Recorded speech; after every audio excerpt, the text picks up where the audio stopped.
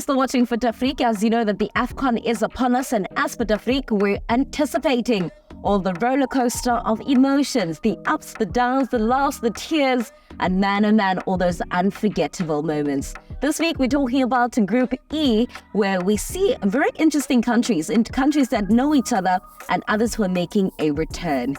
Tunisia, Brian, a country that has had a lot of ups and downs within their association, but it seems that the Carthage Eagles, that's definitely what they needed, because as much as there's a lot happening in the offices, on the field of play, they just seem to be rising to the occasion. I think if you remember the 2022 World Cup, when they upset France, right at the end, they're knocked out eventually, but it was another good story. You know, the man in charge was, if you look at the story of how he became the coach, so it's interesting.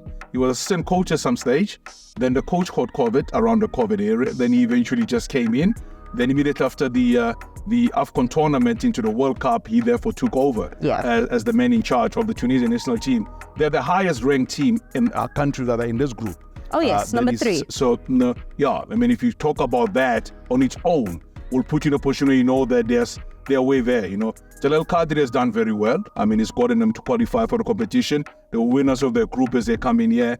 You spoke about familiarity. These nations know each other very well. You know, Jess will talk to you about South Africa later on and the story of they actually being. South Africa and Tunisia are the only ones in this group who have won the Afcon before in this group.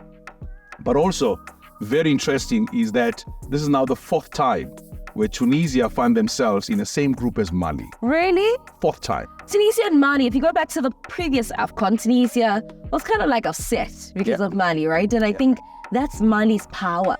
I feel like they just need to step onto the accelerator and believe. You know, a lot of accidents happen because people don't commit. Yeah. Do you know what I mean? Like, you're not sure, am I going to turn? You know?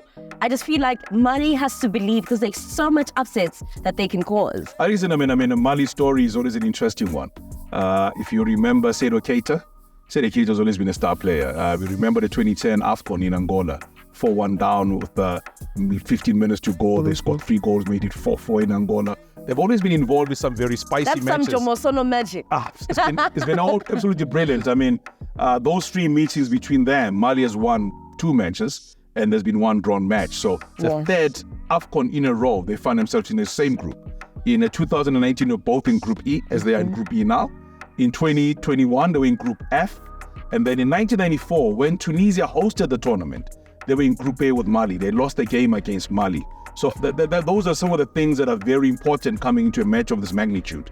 You know, Mali, when you look at the qualifying phase, they mean business. Yeah, I was about to say, let's go to how they qualified and how they got themselves thus far. Yeah. Mali, obviously, an incredible record. Yeah. What does that say about them also? Listen, I mean, if you look at the qualifying phase of this Afcon, given the fact that you had plenty more groups and therefore you saw 2 countries just coming out and qualifying from the groups, it meant you knew that you needed to start winning matches very early for you to be able to get yourself into the tournament proper, which is number 1. Number 2, there was just no room for error in the qualifying phase.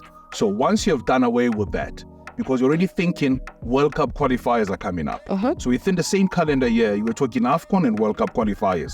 So you needed to balance it out to make sure that you're able to still deliver very well in the Afcon qualifiers and still going to do the same when it comes to the World Cup qualifiers at the same time. So that was the tricky thing for people to try and balance out. So having said that, at the same time, when you talk about, historically speaking, I mean, Mali's best performance, 97-2 runners-up. You know, and they've also had their own problems in missing the tournament in between. Yes. You know, it's only their 13th appearance that we're making now from a Malian point of view. Tunisia, on the other hand, they're now in the 20s. You know, they're sitting now, tournament number 21 is what we're playing on now.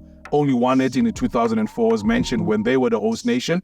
And they come in here now knowing that given the fact they were part of the nations that went to the World Cup, and then that they were ousted by a Moroccan team that got to the semi-finals. I was about to say there was a lot that was expected from Tunisia at the World Cup. And unfortunately, they didn't live up to those expectations. Do they still have scarred hearts and they want to correct and mend them? Listen, a player like Msakni, Msakni will know. This might just be a tournament. He was one of the top scorer, Yeah, he was. He'll think that, you know, this is one of the ones that after this, I'm done. I'm not going to be able to return anyway. So one of those players who want to try and do very well. You also Ali Malul, as I mentioned earlier on. Sleety is going to come to the party. Jaziri is going to be there. Jouini is another player to talk about. So that's from a Tunisian point of view. While Mali also has some star players of their own to come out and do some great stuff. So I'm looking forward to this. I know that people will tell you that in this group, it's always going to be either Mali, Tunisia, or Tunisia, Mali, and the rest will have to fight for something else. But I think Andy Jess will have a different spice around it. Of course, you know her. She said what Mauritania's going to go through. Yeah. Jeez, I still haven't forgotten that.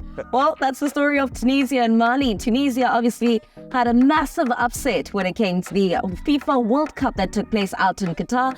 The big question is, can they turn things around? But this side, not on the world stage, but on the African continent.